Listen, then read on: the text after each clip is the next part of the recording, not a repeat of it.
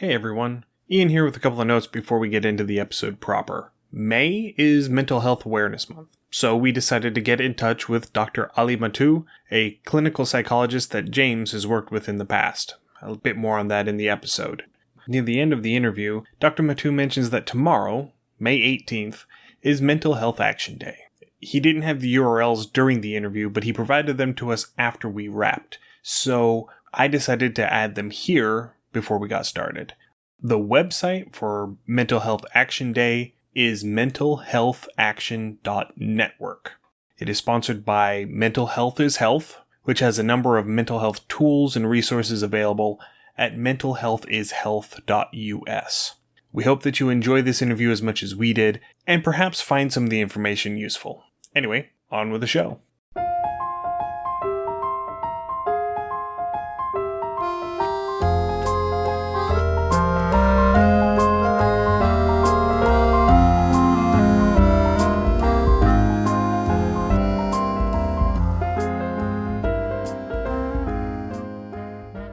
Hello and welcome to Undercommon Taste. This is a podcast where we create and discuss homebrew content for tabletop RPGs. The only one who can tell you can't win is you, and you don't have to listen. I'm Ian Woodworth. I'm joined by my co-host James Daly, and today we have a very special guest with us, Dr. Ali Mattu, host of the Psych Show and clinical psychologist, here to talk with us about mental health in TTRPGs. Dr. Mattu, welcome to Undercommon Taste. Hey, thanks for having me, folks. It's good to be here. Yes, thank you for joining us. It's my pleasure. James has a little bit of history with you. I'll let James explain that if he wants. So, as we've mentioned a handful of times or two on the show, I do have Tourette's, and so I was actually several years ago able to work with A&E with a program helping people try to find employment. It was called The Employables, and with that I was able to work with Dr. Mattu for a bit, and we had a fun session and a decent afternoon. We got to discuss some geek culture, different stuff. We had some fairly good conversations, and so talking about gaming and stuff, as Ian and I have talked about several times, gaming, psychology in gaming, mental health in gaming has come up quite a bit, and I figured Dr. Mattu would have a very interesting perspective on the topic. Yeah, we had a lot of fun that day. One of the memories I have of our filming is it was really sunny that day. And so we had to keep moving our desk so that the sun wouldn't be right in our face and hit the cameras. And so we were constantly running away from the setting sun. It was I didn't have to do that on any other day of that shoot or any of the other shoots we had, but it was we had a good time. Yeah. When you reached out, I was like, I'm happy to talk to you all. I think this is going to be super fun. I appreciate you all doing a conversation on this for Mental Health Awareness Month too. Yeah. So let's go ahead and start off with some general introductions. Can you introduce yourself? Tell us a little bit about yourself, what you do. Yeah, totally. So I am a clinical psychologist. I'm also a geek. I grew up a huge sci-fi geek. I was super into. I first got into Star Wars, but that led me to Star Trek very quickly, which I liked a lot more because Star Wars really scared me. It was everyone was losing their limbs. A lot of intense stuff was happening, and Star Trek was more. It felt more like this is us in the future. And so that led me into all science fiction. I was a huge fan of Planet of the Apes series. I watched all of those, including the one season of the TV show that a lot of people forget about. I loved all that sort of stuff. And I sort of missed out on a lot of tabletop gaming when I was a kid. I did play... Magic the Gathering was sort of coming out right when I was in middle school, I think. And so I played a little bit of that, but then I kind of got into the Star Trek customizable card game, and Marvel had a version too. Neither of those are, I played that a lot, actually. Neither of those are around still. Magic has outlasted all of them. And all this stuff eventually got me to psychology. I was super interested in how science fiction asks these big questions about who we are, why we do what we do. And then I discovered that there's a science that has answers for those questions. And that kind of led me to psychology. And then I became a clinical psychologist because I wanted to help people. And I was a very socially anxious, awkward kid. I had selective mutism when I was a kid. That meant in certain situations I just didn't talk. So I got really interested in learning about anxiety and how I can help other people overcome some of those problems. Long story short, I started to get more involved in media and creating stuff and appearing on stuff and doing that kind of stuff because I feel like everyone should have access to this knowledge, to this information. And I think mental health belongs to all of us, not just psychologists and therapists cooped up in fancy offices. So that's what I do. That's who I am. And looking forward to chatting mental health and geeking out with you two. Awesome. So yeah, I mean that you did bring up one of our questions is talking about gaming. So yeah, Magic the Gathering definitely, the tabletop card games, and even with Wizards of Coast, they are starting to blend, a little bit of D&D and Magic the Gathering together a little bit more. You're seeing some immersion between the two of those. Yeah, I didn't do D&D as a kid. I didn't play D&D until I was an adult, but what I did do is I started to get involved in a Star Trek role-playing game. It was like Generation 1 email in the 90s. The old mud games? They kind of. Yeah, well, so I did do a lot of did either of you play any of the LucasArts Sierra adventure games? Yes. So I was super into like that and storytelling there. And then somehow that got me to the Star Trek role-playing game where I met these people on IRC chat back in the 90s. And we did a lot of what you would consider D&D, but just through email and the 90s. Okay. And so one of the annoying things was like sometimes you'd be dialing into the internet to get the latest story update. And sometimes two people would send updates at the same time, but because we had like such bad internet connections, you wouldn't really know. And so like that part was kind of weird, but I had a lot of fun with that, but didn't really do much role-playing stuff until I was an adult. And then during the pandemic, I started playing a little bit more with a group of friends, and that was kind of one way that we were staying in touch when we weren't physically in touch. Yeah, that was actually a really big thing for a lot of people, especially with virtual tabletops like Roll20 and stuff like that. Really picked up during the pandemic, which was kind of neat. And that was also, what spawned a whole dearth of nerd podcasts. Exactly. Yeah. I mean, this one included. This one included. Yeah. This podcast is a COVID baby. But we have lots of friends in the TTRPG podcast community that we've made through the show who started their shows at roughly the same time, Yeah. Yeah, it would have been so much worse if we didn't have all this tech infrastructure to kind of help us through that time. Like, even though so many of us couldn't be with each other, we could still find ways to connect, to stay in touch. And that's one of the cool things that's come out of the research of that time is people who felt like they still had a sense of connection to others and support that way did a lot better than people who felt like they didn't have that connection. And that connection didn't have to be in person. It could be through Discord. It could be through texting. It could be through all these different products that we had. So very thankful it was not the 1990s. Definitely not. Yeah. And I like that too. That is one thing that I've heard from older generations that I don't hear near as much after COVID is the whole thing. Well, it's an online friend. It's not a real friend. It's not a real person you actually know, where those friendships and those relationships can be very real. And I think COVID and the isolation that we all had to go through went a long way to prove and cement that is a valid connection. Absolutely. One of the things that I'm really interested in now is this idea of social support, is how we're able to support each other, be there for each other, and all that sort of stuff. And I can geek out about that a lot. It's not, I say that and people are like, oh, it's about listening to your feelings and stuff. It's like, well, yeah, sometimes, but it's also just doing something fun together or gaming together, like helping to give people a break from all the thoughts that are swimming around in their head. Anyways, a lot of that can happen online, and a lot of that can be just knowing that these people are out there is helpful for folks. I think there used to be this idea that, yeah, like online stuff is not the same as in person. And while in person is always like the best, there are ways to make online more feel like in person. So like what we are doing right now, video face to face, we actually see each other, we're talking. That's good. Voice stuff is better than text. So you can talk to other people again through Discord.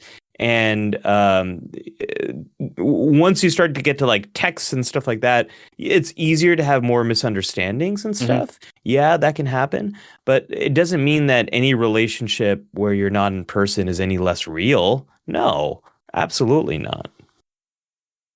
So going through, I know there's a branch of psychology and clinical help called play therapy. Yeah. Can you kind of discuss and break down what that is or how it would work? Yeah, it's definitely probably not the kind of play that we are doing.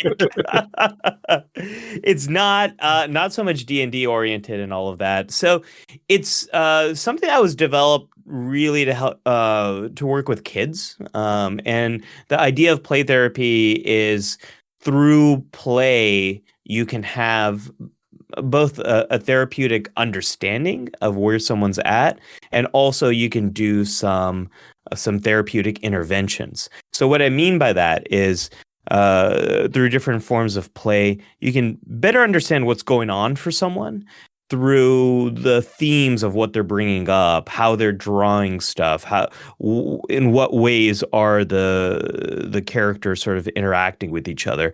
So I used to, now I live in Northern California, but before I was in New York City. And I remember this kid I was working with in the mid 2000s. Mid 2000s? No, it was like 2010. He was obsessed with playing with Jenga blocks and then having an airplane run into these Jenga blocks. And he kept pretending that it was like 9/11 over and over again. Oh, wow. So like, obviously, that's something we have to talk about. Right. It's obviously something that's on his mind, and it's something for us to kind of work through. And so that's one way in which play therapy can work is you see the themes that are coming up, and then you can use play to kind of help people like work through those themes. Like, okay, great. Oh, so like, why is this running into that? And what do you think is going to happen? And what's, so a lot of therapists will use it. Some people will do just that, is like, that's the treatment. Some people use it in combination with other interventions. Some people use it just like as a fun thing to do at the end. There's a lot of diversity there, but that's kind of like the big idea of play therapy. Okay, yeah, I get that. And I think even in a tabletop game, I mean, even with teens and adults, I mean, you will see them, especially in their role play, that kind of stuff will start to bubble to the surface. And I think at that point you can kind of, a lot of stuff does get addressed on the table that even the characters or the players, as they play their characters, don't realize they're bringing. And all suddenly it's like, oh, well, I didn't mean to address that, but there it is at the table, and so it's people like, surprise. Yeah, I mean, the stuff that's on our mind has a way of kind of working its way to the art that we create, the games that we play, all that sort of stuff, and I think if something keeps coming up, then it's like meaningful. So a lot of times people assume like therapists are really interested in dreams and what's going on and like finding the meaning behind dreams. But the reality is like no one knows what a dream means except for you. And what I mean by that is like if certain stuff keeps coming up and you think it's important, then it's important. If it's important to you, then it's important. And if it means something to you, then it's like meaningful. And so what I mean by all of this is like if certain themes keep coming up in the games that you're playing, in the dreams that you have in your life, then there's probably something there. And so like let's figure out what's going on. And like you said, like, oh, I didn't mean to do that, but like now it's here. So okay, let's kind of work through it. All right. So your focus in psychology is in anxiety and anxiety disorders. The TTRPG community is stereotypically filled with a bunch of neurodivergent people. A lot of us are introverts. A lot of us have social anxiety to varying degrees. Do you see gaming, like TTRPGs, as a way to help people, as a good way to help people work through some of those anxiety issues? Yeah, that's a great question. So there's a lot of stuff there. We could spend like hours talking about just that just that question. So let me try to address different parts of it. We know when it comes to anxiety, one of the things that fuels anxiety and makes it worse is uncertainty, stress, rapidly changing situations, new situations. Basically, when you don't know what's going to happen, that will make your anxiety a lot worse. And for people who have social anxiety, when you feel like you're being judged or you're going into new situations, people you don't know, sometimes people you do know well, all those things can make your social anxiety a lot worse. People who have neurodiverse brains see things differently and have different strengths and different weaknesses.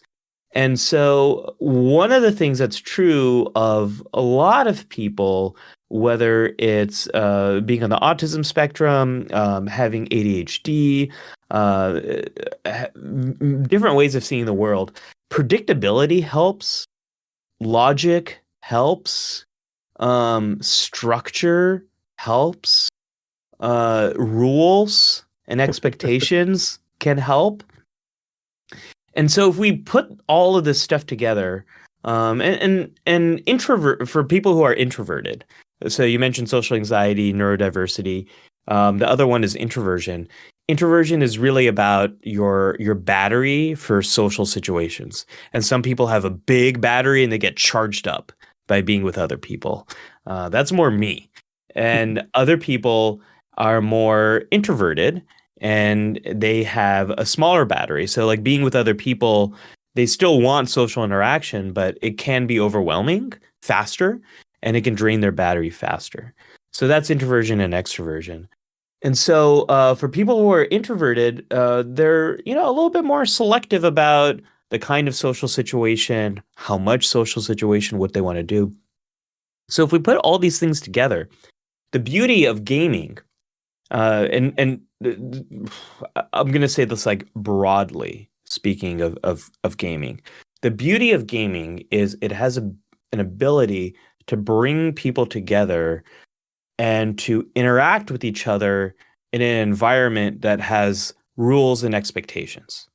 Now, that is true of whether you're playing basketball with someone or you're playing Street Fighter 2. Does anyone still play Street Fighter 2? I think like 5 or 6 is about to come out. I was a big Street Fighter guy, so there's that's where that's coming from. Mario Kart. Let's go with Mario Kart. I love Mario Kart. Or if you're playing a tabletop game, you're playing D&D, you're doing all the stuff. There are rules and expectations that help people to be together and have this shared common purpose and objective. So that helps people who have social anxiety because, okay, now I know how I'm going to interact with other people. I know, like the focus is less on me. It's more on what we're doing. I should say for some people, when you feel like you have to perform, it makes social anxiety worse. So like that might be true more of competitive gaming, but it can be true too if you're playing Smash Brothers with a friend. And if you feel like you're being very much judged by your performance, like maybe it'll make your social anxiety worse. So maybe you have to find the right game. Maybe like Overcooked is a better game for you. I don't know. so for social anxiety, like knowing the focus being less on you can be helpful.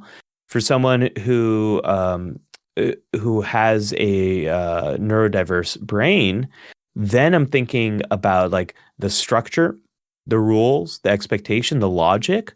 All of those things can be helpful. We know for a lot of people who have ADHD, gaming can be one of those times where you do have it is a lot easier to kind of focus in and like hone in your attention and feel like you're more in control of that.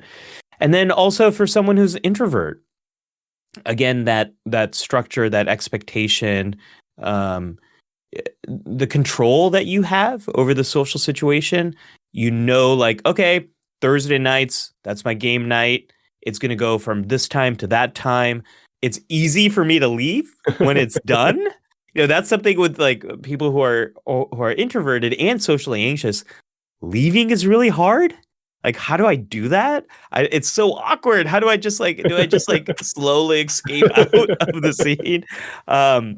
So for all of these reasons and others, gaming can be something that is a great way to be with other people in a way that is soothing and nurturing and healthy for your brain, and a nice relief.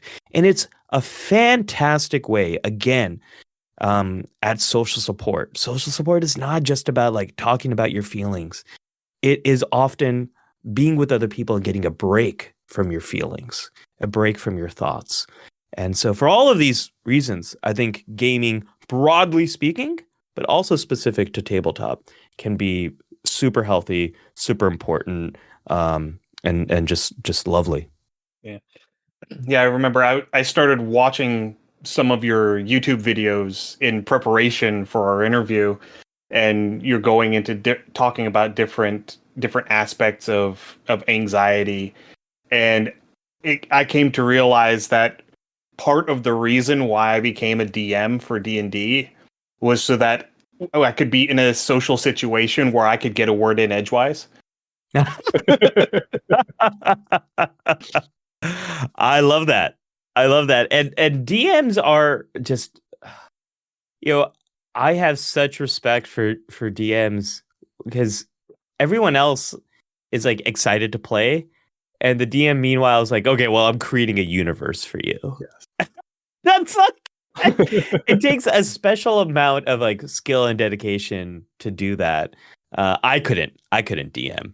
I'm just too excited to play. I could not do that. So I have a lot of respect for people who do.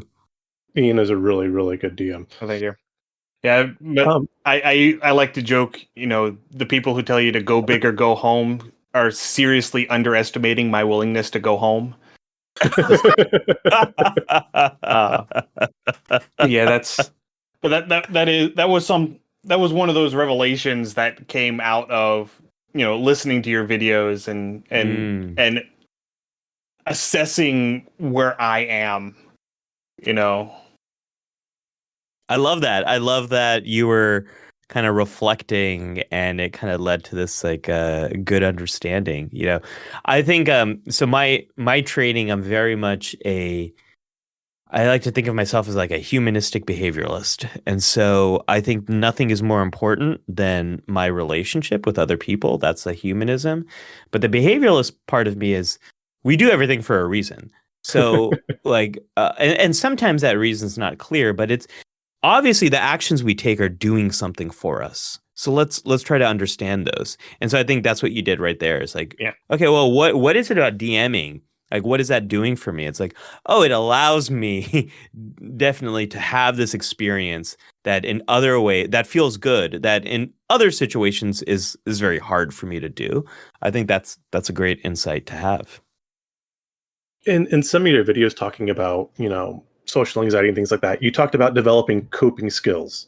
Mm-hmm. And would role playing, do you see this as a way to develop coping skills, as in just basic, talking, social interaction, conflict resolution, clear communication, things like that? Would you see this as usable in that aspect? Oh, absolutely.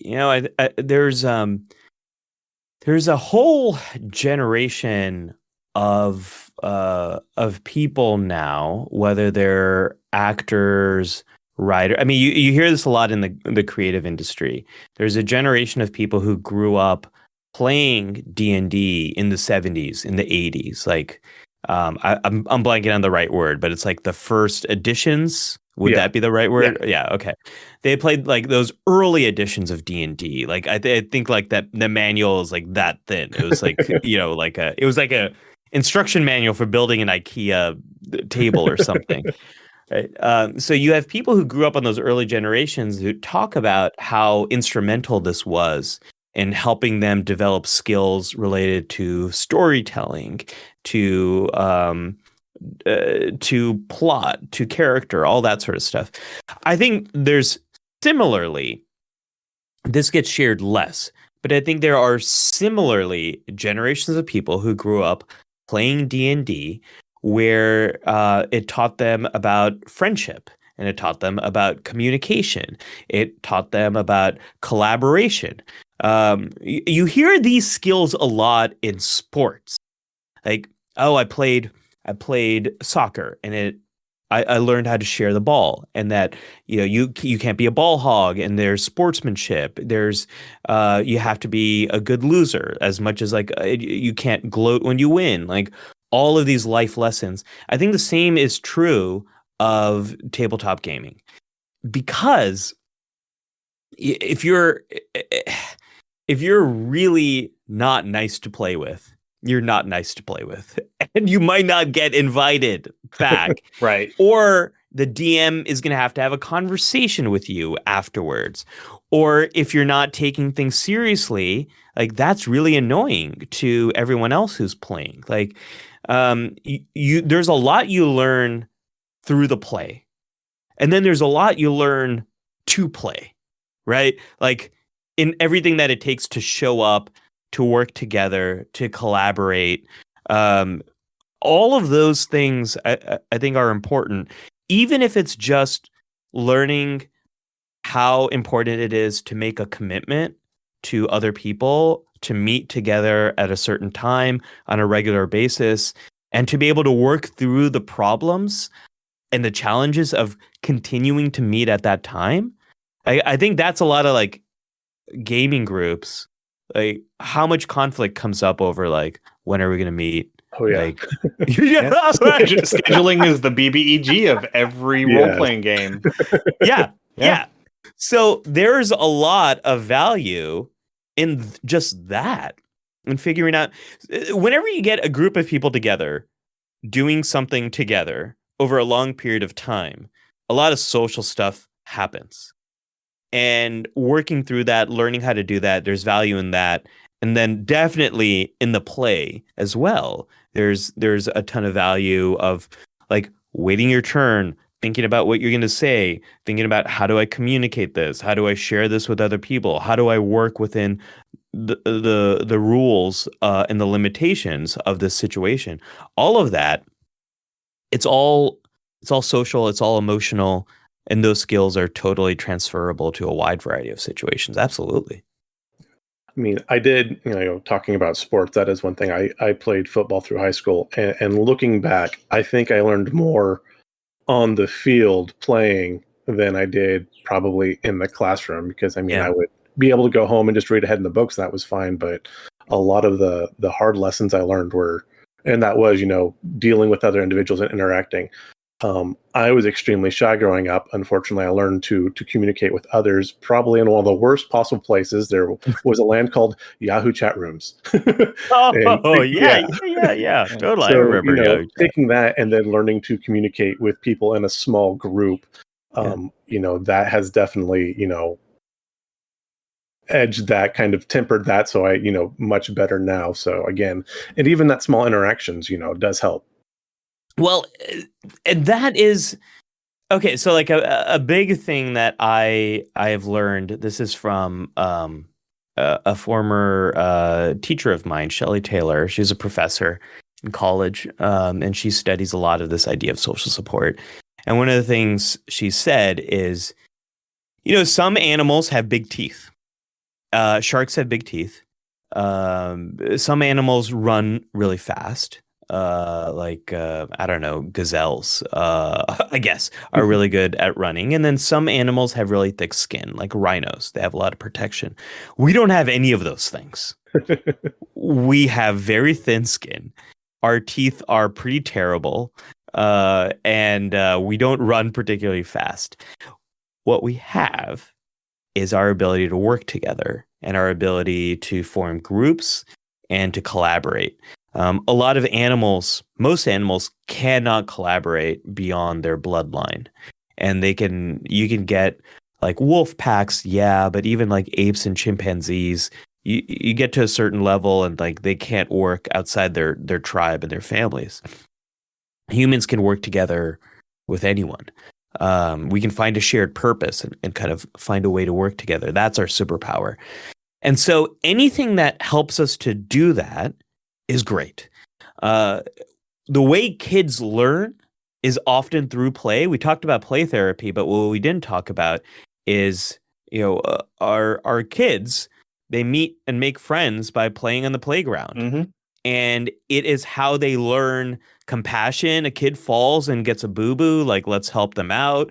It's how they learn how to be supportive of one another. It's how they learn everything about interacting with people. Yeah, it doesn't change. Like, we're not playing on the playground anymore, but we are, as we get older, we play different things together, and we have different ways of doing things together. Whether, again, it's sports, tabletop, role playing, or dance. There's so many ways in which humans have fun together over some type of shared social activity that has rules, like, or a card game. Like, there's so many ways in which humans do this kind of stuff, and yeah, there's so much to learn. I think about all the kids out there that might be struggling, and if you can kind of invite them to a game and say, like, here's all you have to do. All you have to do is worry about A, B, and C. We'll help you with everything else. Well, now they're connected with someone else. And the absolute worst thing you can do to a human is make them feel excluded and isolated and alone. And gaming's a way that we can invite people to join. That is something to completely celebrate. It's not the 70s and 80s anymore. We're not afraid of, well, in some parts of the world, maybe we are. We're not afraid of like D&D being like devil worship, and like this leading to like satanic, craziness. No, this is something to completely celebrate.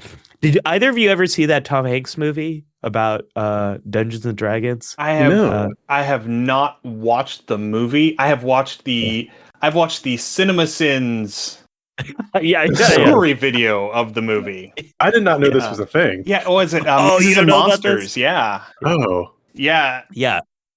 That was the height of the satanic panic. Nice. Yeah. It's like the opposite of the new Dungeons and Dragons movie, whereas this one is like a celebration of the game. That was like a complete a complete film version of that all the fears of that time of D&D. Yeah, I haven't seen it myself, but I kind of want to, just out of curiosity. It was basically a major motion picture version of a chick tract. Well then. So, Dr. Mattu, you've talked about inclusion and groups and things like that, and social support groups. Yeah. Would your friend circle or your gaming circle, would they make a good support group, or is there something else that you should be looking for in a support group? That's an interesting question. Yes and no. Yes and no. So this is one of those tricky things where, it's really hard. Excuse me. It's really hard to get all of your human needs out of like one person or a small group of people. And what I mean by that is, if I look at my own life, so I have my wife, and she is like not only one of my best friends, but she's also like my partner. We talk about everything. We support each other and all of that. But she's not into why. Well, the reason I say she's one of my best friends is we don't share a ton of like big geeky passions. She's really into musicals. She got me into musicals. I love musicals. Awesome. But she does not like any of the sci-fi stuff I like. She doesn't we have some gaming connection. She loves Mario Kart. She's better at me. Well, the first time we played it, I beat her, and then I didn't realize it, but she spent that whole weekend, the next weekend, practicing. And then the next time we played, she destroyed me. She continues to destroy me. So now all I try to do is just like, okay, how can I just keep her from getting first place? That's my game. Like blue shell, what can I do? I just want to make her victories less. But beyond that, like we don't share a complete interest in like entertainment and stuff like that. So I have other friends who are my friends that we want to see movies together. We want to talk about this stuff. We want to debate this stuff. And that's okay. Like it's okay for you not to get all of your support from one group of people. Like we used to live in larger communities where you could get different forms of support from different people. So like, let's say you needed help moving or putting something together. Well, maybe there's one group of people who are very good at providing that type of instrumental support, who will come over, help you with that thing, help you put up what you need to put up or put together what you need to put together. And then there's different people that you could talk to about something you're struggling with. And then there's different people who might give you advice, life advice about what to do with your career and work. And then there's other people you could play with. Some of us might be lucky enough to have that all in one small group. Many of us do not, and that's okay. I think one of the challenges of friendships and of fellowship is figuring out who is good for helping you with different things. And a lot of times you're not going to know until you try. It's a lot of trial and error. Yeah. And the other side of it too is it's very hard to provide support and to know what the other person needs. And my advice there is just to try. Like if you're worried about someone or you're concerned, just offer something. Just try to do something. I think one of the things that we try so often to do is like, let me know if you need any help with anything or anything I can do for you. And usually someone who might be struggling, they're struggling and they don't like, what am I going to say? Yeah, please help me. It's very hard. It's hard to say that. And it's also hard to know what you need help with. So just offer. If you're worried about someone, offer. Like if you're good at making food, offer to make them food. If you're good at finding funny memes about a show they like, send them funny memes about the show they like. If you're just good at listening, offer to go over and just like listen and talk and all that kind of stuff. If you're good at gaming and DMing, like offer to do that. So did I answer your question about? I don't even know what the question is. Well, again, you did touch on a lot of it. So, like, if you are looking for that support group, what makes a good support group? And I think you did cover a lot of that. Yeah. Yeah. I think a good support group, you have a shared, you have some shared interests, and you might have a diversity of skills. So someone is good at X, another person's good at Y, another person's good at Z. And so that way if you need help, there's someone in that group who is going to be better at one thing or another.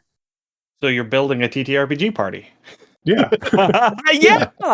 Yeah. Basically. Yeah. Everything in life basically comes back to that, doesn't it? Yeah, because you can only get so far with a party full of wizards. Eventually, This is you're going true. to need a fighter. Yes.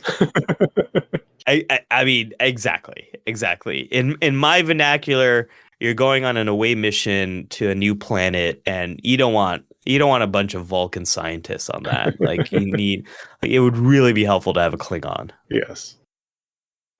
So, talking about games and things like that, we know in a lot of games, a lot of movies, issues with mental health are brought up. Mm. A lot of the times, they're mechanics in the game. A lot of times, they are story arcs. What is a good way to address these so they're Mm. not overwhelming or not offensive? Or what's a good way to, like, if they're too much, to draw them back, or should they be avoided in general? Man, that's a great question too. Like, how much time you got?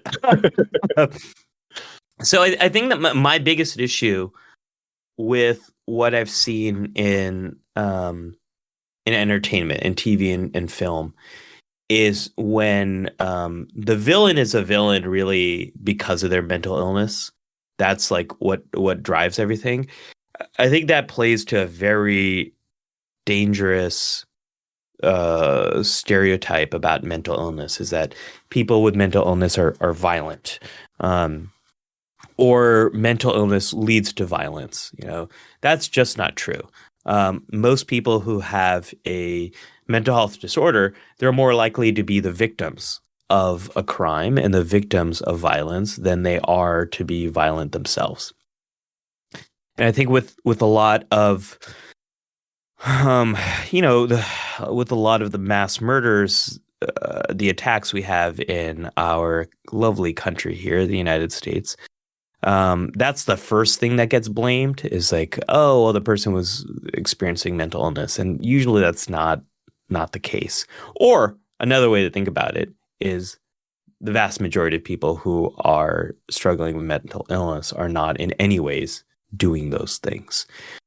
Right. So I think that's number one thing to watch out, is if you're building a character, or this is mental themes of mental health are going to be a part of the story, don't let their villainy hinge on this thing that they're struggling with. Like that's number one. Don't do that. I think the way to do it is, we should absolutely, like, if you break down what is mental health is about your thoughts, the things going on in your head. It's about your feelings, like what's going on in your body. It's about the actions you take, what you do. It's about the stress you're under, the pressures on you, things like that. It's about how you manage the stress, your resiliency, and it's about relationships in your life. That's a lot of stuff. That's really broad. And if you want to do mental health right, just speak to those things. Just make it one other part of the person's story. And I think this is true of gaming, and this is true of life as well, is IRL life, I should say. Gaming is life for a lot of us. But my story as someone who grew up with anxiety, who treats anxiety, this is just one part of my story. There's a lot of other threads to my story. It's an important part, but it also doesn't completely define me. There's a lot of ways to understand who I am. And I would say, as much as you can, make it one part of the person's story. I think a tendency a lot of us have is, this person's gone through this trauma, and it's now like, it's now kind of defined them. And that's just not true for people. It's just one part of their story. And there's a lot more to a person when you kind of trying to get to know who they really are.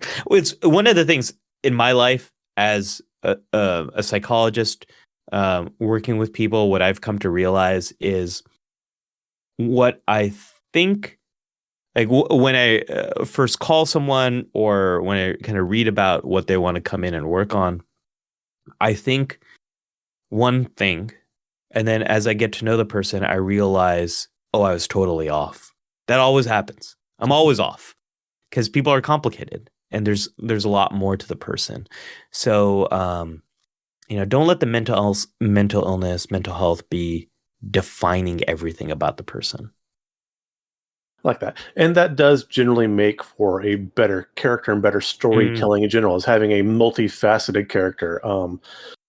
Game of Thrones did a lot of things wrong. They did a lot of things right. One thing George R.R. Martin did is his characters were very multifaceted, which I enjoyed in the stories versus, earlier, more pulp stories where it's just a very single, like the character just has one role and one thing and that's all they do. Yeah, I think, excuse me. I think Tyrion Lannister is so interesting, as a character who has struggled with substance use and depression, but also is not defined by that completely. There's so much going on. It's been so long since I thought of Game of Thrones. I'm thinking of the right character, right? Yeah, Peter Dinklage.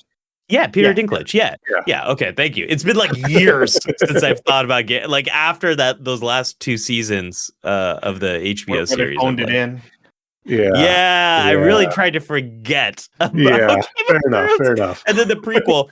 But I did this collaboration with HBO, and it was called Doctor Commentaries, and I loved putting together that. It's all on YouTube. You can check it out. But I love putting together the episode on Game of Thrones because I think Tyrion Lannister is.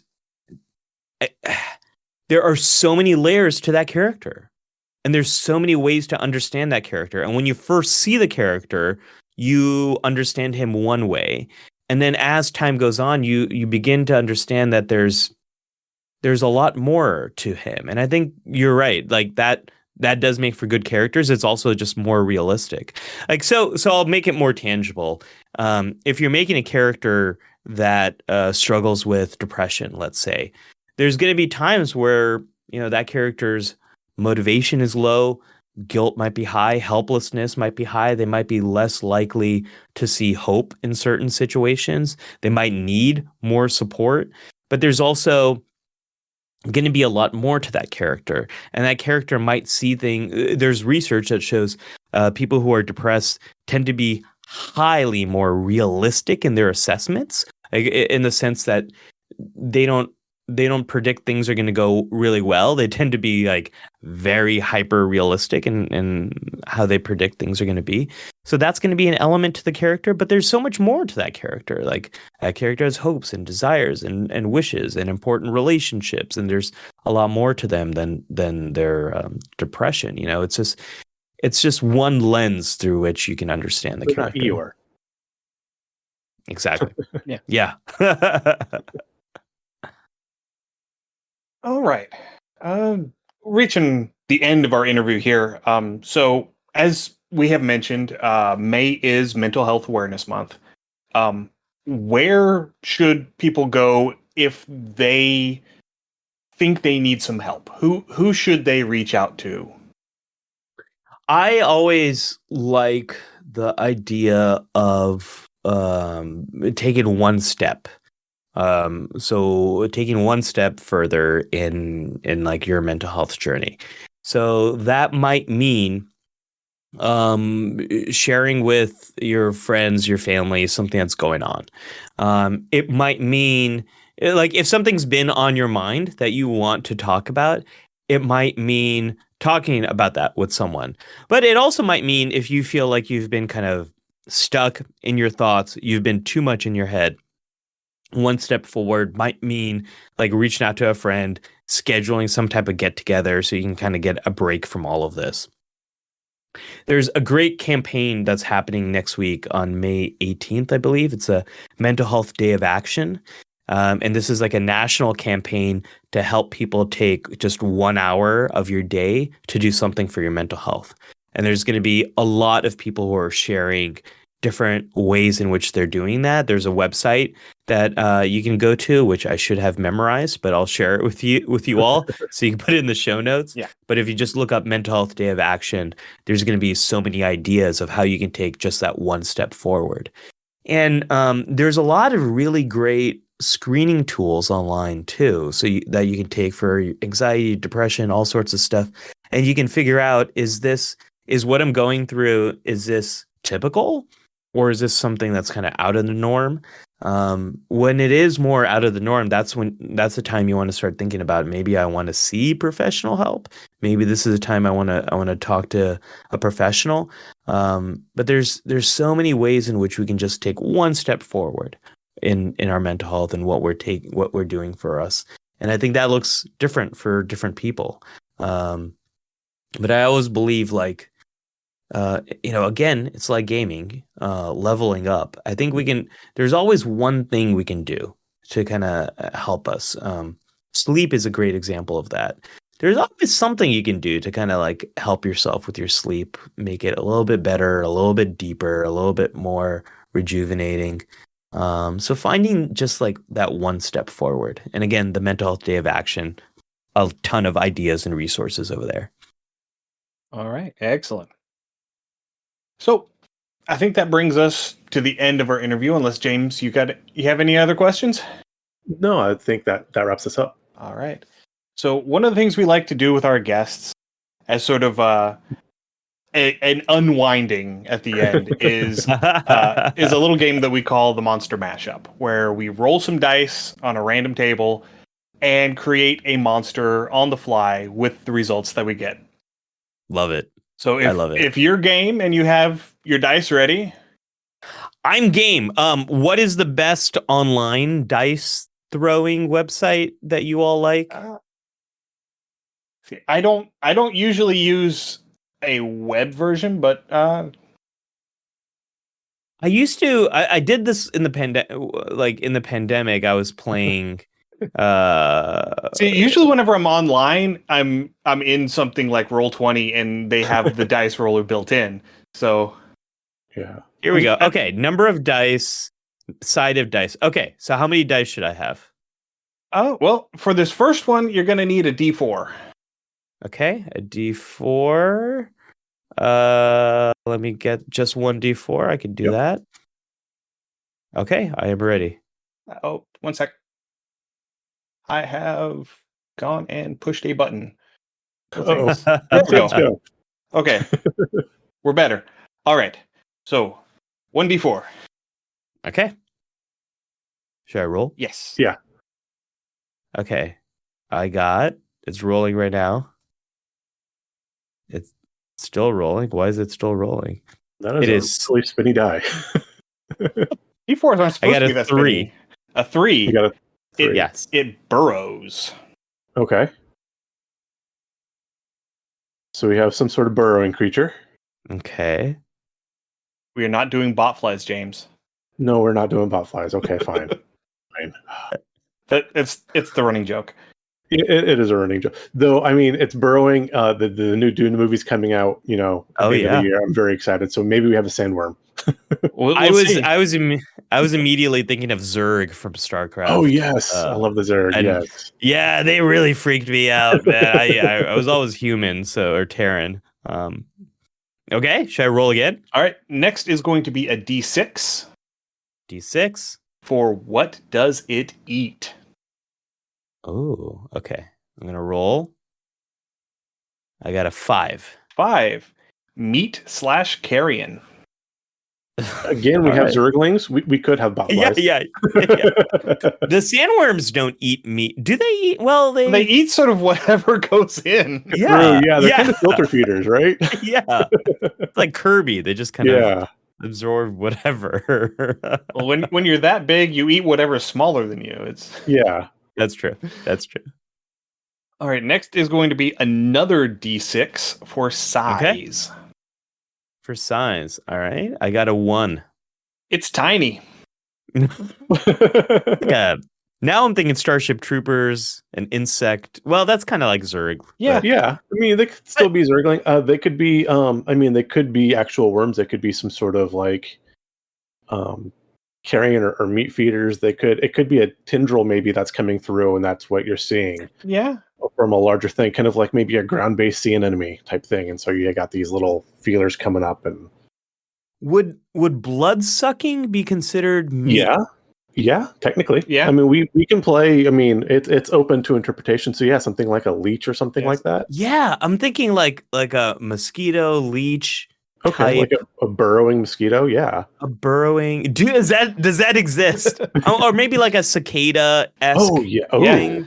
Oh Okay. yeah. I hate Cicadas. That would be. cicadas. Yeah. Yeah. I'm trying to remember. There's a type of fly in the Arctic that lays its eggs on like caribou, and they burrow in, and the grubs live Ooh. under the skin in that layer between the skin and the muscle. But we can't do botflies. Well, you're already pushing him into botflies, James.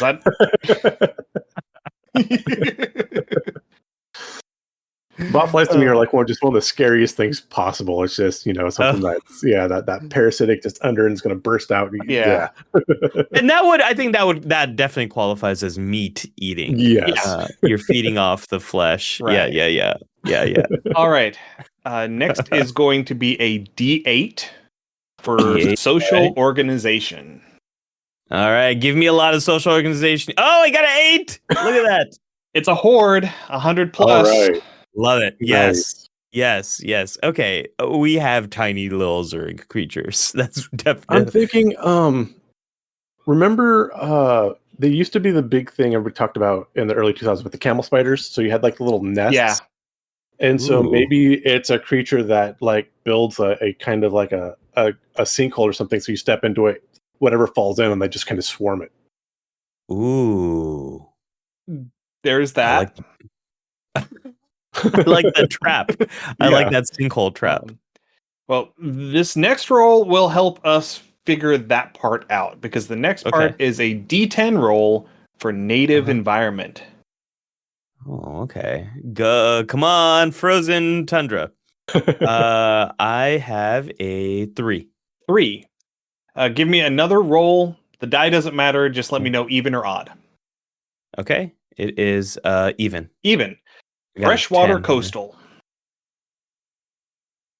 Okay. Freshwater coastal. So like a tide pool. Oh yeah.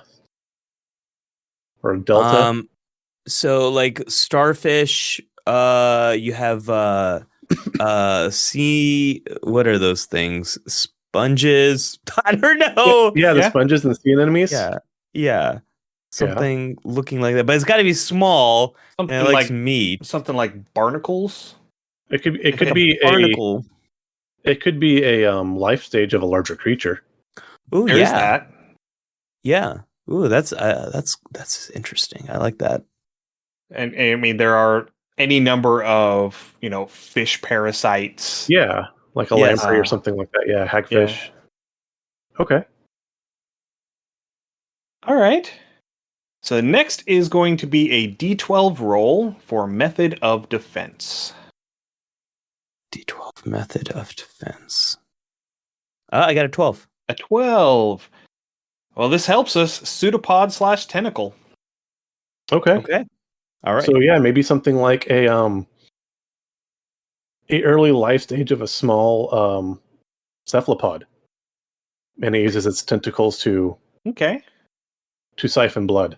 You really need to know a lot of zoology to be like a DM. It feels like. Okay. Yeah, I can.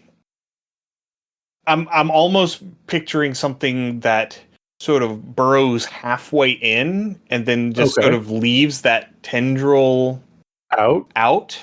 Okay. Maybe they have a not quite symbiotic relationship, but like with the what are the remoras around sharks? Sharks. Okay. So maybe they burrow in as a way to anchor themselves to a reliable food source, and then they just feed off of the flotsam that results from that thing feeding.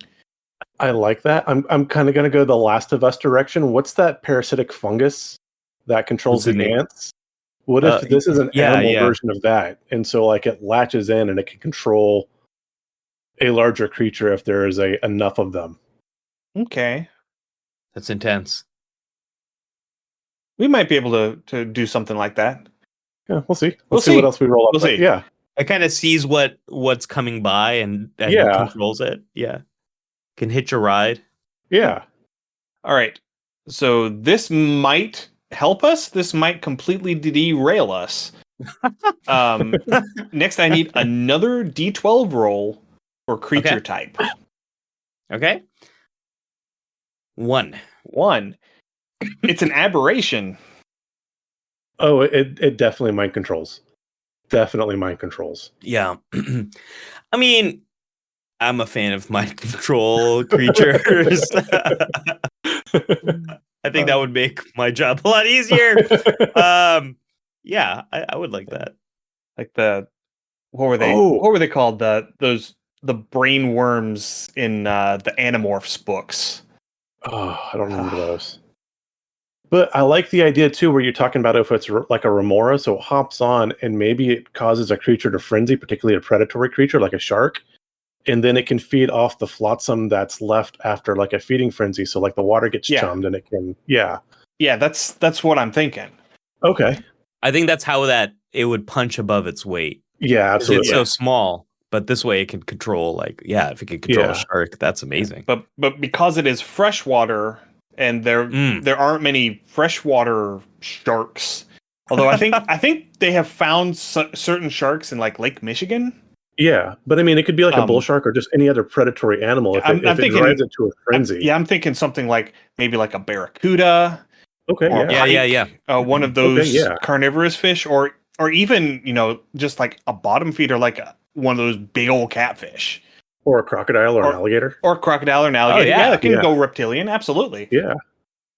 Well, you want to be careful if you're walking by and you might step in one of these. Right. Humans are also up for grabs. Yeah, absolutely. Mm-hmm. Well, yeah, I mean, if the party's going through and it steps in, and all of a sudden the barbarian starts raging for no reason because he's got a foot full of these things, There you go. Yeah. Yeah. All right. Oh, well, and they also work in groups. So if many of them are inside of you, then maybe their powers are heightened in some way. Oh, yeah, I was just thinking, it follows along the lines of like cranium rats, where the more of them there are together, the more focused and more intelligent the hive mind of the whole is. Oh, yes, I love hive minds. Nice. Okay. All right. Next, we need a D20 roll. All right. For quirks. D20. I got an 18. 18. All right, this is interesting. Volatile hybrids capable of reproducing with different but similar species. We have xenomorphs. Oh, yeah. Totally.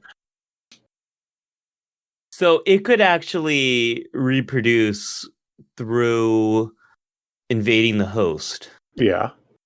Yeah, pass along its genetic material into the host, and then whenever the host reproduces... Yeah. Again, we are running really close to Zerglings, too, at this point. It's really, tiny Zerglings. Yeah.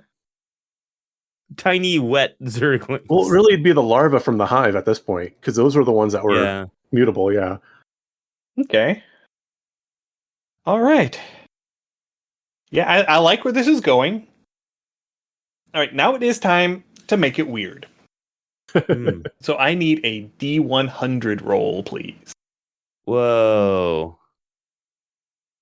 Okay, let me just type in 100 here. That might be better than me clicking. All right, here we go. D100. I get a 4. A 4? Yeah. Well, this works with what we have created so far. It can taste through its limbs. Yeah. Yeah. That makes sense. Yeah, that tracks. Yeah. I mean, that's kind of how it has,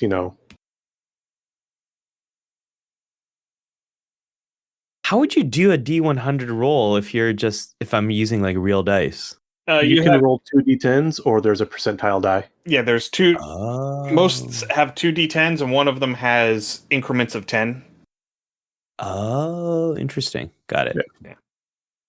Okay, so I'm going to make the executive decision that I get to make the second D100 roll today. I think Okay. because you got it last time. Okay, that works. All right, so the second D100 roll, what do we get? 59. 59 is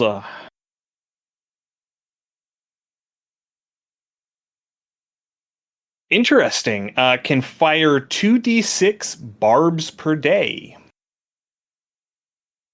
I like that. That's how maybe it latches on, is it uses those barbs to sink into the host, and that's how it penetrates through a hide or a skin.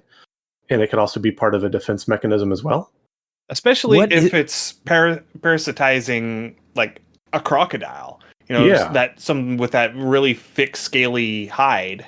Yeah. What is a barb? Is that like a spike? Yeah, spike or like a quill. Yeah. That would make sense for that thick skin because it has to. Yeah. So it could sit there and anchor in. And that's going to really, I mean, if you just step on them and they're not terribly hungry at that point, then it's just going to, fill your foot full of pokey holes. Yeah, that makes sense. But I mean, even just basing it off of what we have so far, because it has this tentacle that sort of flops around, but it's able to taste through. It makes perfect sense that tentacle has barbs on it. Yeah, to latch in. Yeah, as a way to attach itself to the host until the burrowing end has a chance to burrow in. Yeah, no, I like that. Yeah. And as a way to snatch edibles out of the water around it. I like that. So you're walking through the swamp or whatever, and you see something that just looks like a fuzzy crocodile because you got a bunch of these things like wiggling off, and it's time to run. I'm wanting to. I would want to take this a little bit towards the aboleth. Okay. Because it is an aberration. Yeah. Aboleths are aberrations that. Okay. So aboleths are these aquatic creatures that are psionic. They're able to communicate telepathically with any intelligent creature in the area, and they have this sort of mucus cloud around them. Oh yeah. And okay. the mucus is able to infect other creatures and will eventually turn them into a creature called a scum, which is basically all of your outsides turn to jello, and so you have to live in the water, or otherwise you'll dehydrate and die. Okay. I like mucus cloud. That reminds me a little bit of my 1-year-old son right now. He seems to be a walking, talking mucus cloud. It's very scary. So I can totally see like the mucus on these that surrounds these tentacles. They have the barbs to grab the thing, and then the mucus is also the way that they digest their food. So the mucus breaks down the meat that they manage to snag out of the water, and then they absorb it through the tentacle. Okay, yeah. I like that. That makes sense. All right. So let's go ahead and do a quick recap of what we've got. It burrows. It feeds on meat/carrion. It is tiny in size. It has a horde organization, so 100 plus individuals per group. Its native environment is freshwater coastal. Its method of defense is a pseudopod/tentacle. It is an aberration creature type. They are capable of volatile hybrids, so they are able to reproduce with other similar but different species. It tastes through its limbs, and it can fire 2d6 barbs per day. Now the hardest question. What are we going to call it?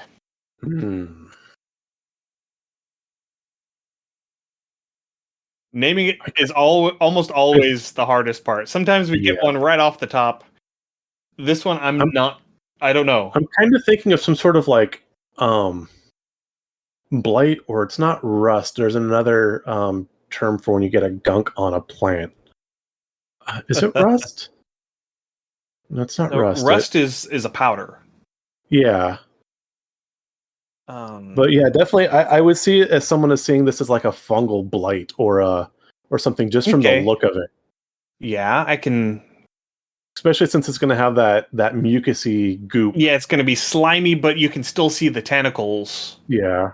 So yeah, I can really see somebody who didn't know it was an aberration looking at it and saying, yeah, that's a fungal infection. Yeah. Right.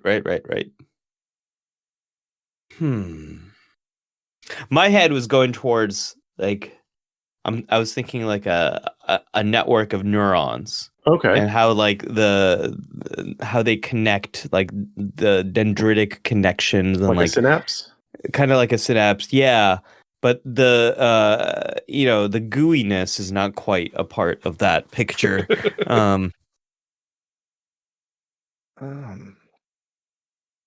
I mean, mushrooms and fungus can be gooey and Call it a interconnected. dendritic goop. Dendritic goop. Oh.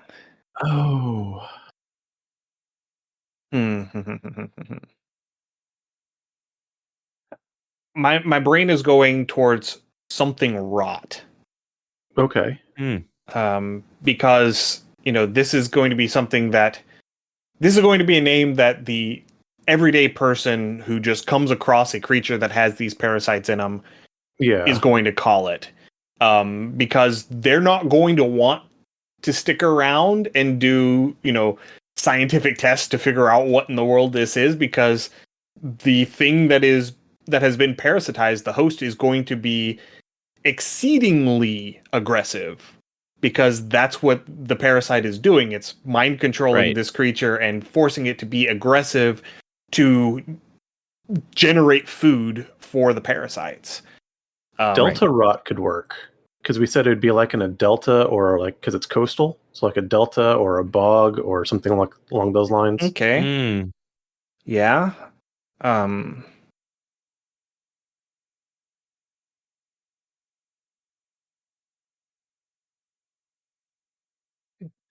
So I'm thinking more along the lines of what it does. What it does? Okay. Like like you call it a rage rot. Rage rot or frenzy rot or something like that. Oh, rage rot sounds pretty cool. Yeah. Yeah, okay. Okay. Yeah, I can work with that. Yeah, so we'll call it rage rot. It rolls off the tongue.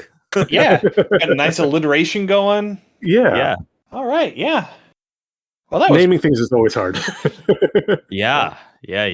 For anything. All right. Well, that was fun. Yes, thank you. Yeah, that was fun.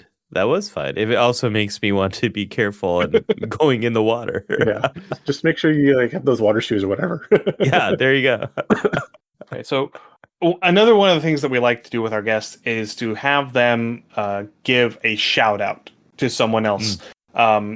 Usually we ask for a shout out for someone else in the TTRPG community.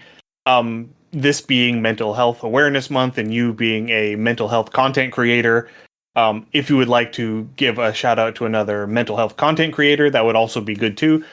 Who would you like to give a shout out to today? Yeah, I have the perfect person in mind. So, a good friend of mine, his name is Josue Cardona, and he's created this whole community of geeky therapist. It's called Geek Therapy. So if you look up Geek Therapy online, you're going to find him. You're going to find all his stuff. And it's a great community of people who are passionate about mental health and also are big geeks, whether it is gaming or science fiction, fantasy, like video games, tech, whatever it is. It's a community that loves all this stuff. So if you're interested in like anything remotely what I said, which if you're still listening to this, you probably are, check out Geek Therapy, Josue Cardona's group. It's a lot of great stuff there. He's got a long-running podcast, many different podcasts. You're going to find good stuff that you like there. Awesome. Excellent. And then finally, we're going to open the floor and let you plug you. Where can we find you? Where can we find your work? All of that stuff. Yeah, if you're interested in staying in touch, the best way is going to be either on my YouTube channel, youtube.com/@DRALI, Dr. Ali. That'll get you to me. Or you can just type in my name, Ali Mattu, into YouTube. You'll find me too. And I am also just very recently started a new podcast. It's called Inside Voices with Dr. Ali.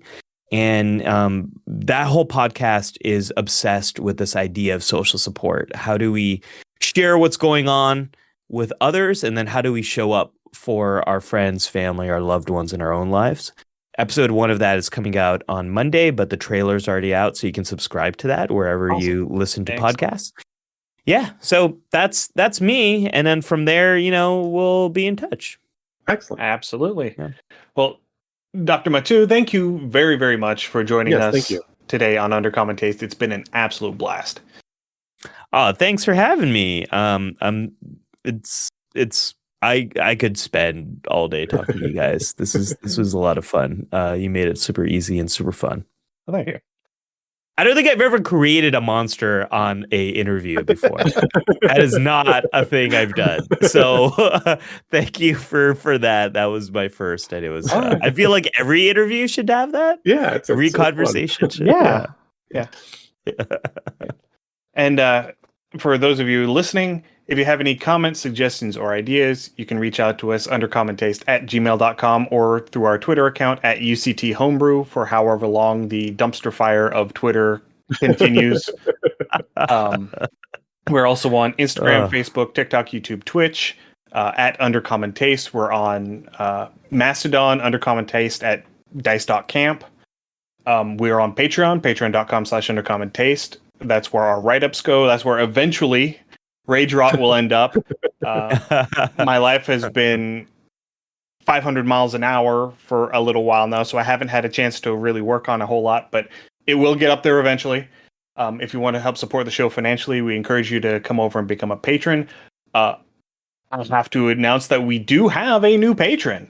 Our friend, our mutual friend Ree, who is currently working on our website that is not yet live. She has just joined our Patreon. So, hey, Ree. Hola.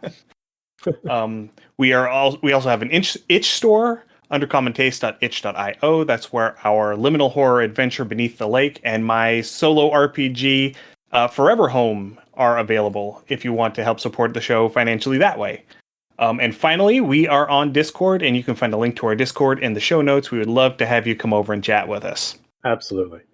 You can find our podcast wherever you find your podcast. If this is your first time listening, welcome. As always, please give us a rate and review. This helps increase our visibility and lets us know what kind of content you want to hear more of. Dr. Mattu, once again, thank you for joining us. Yes, thank you. Everyone stay safe. We'll see you again in 2 weeks.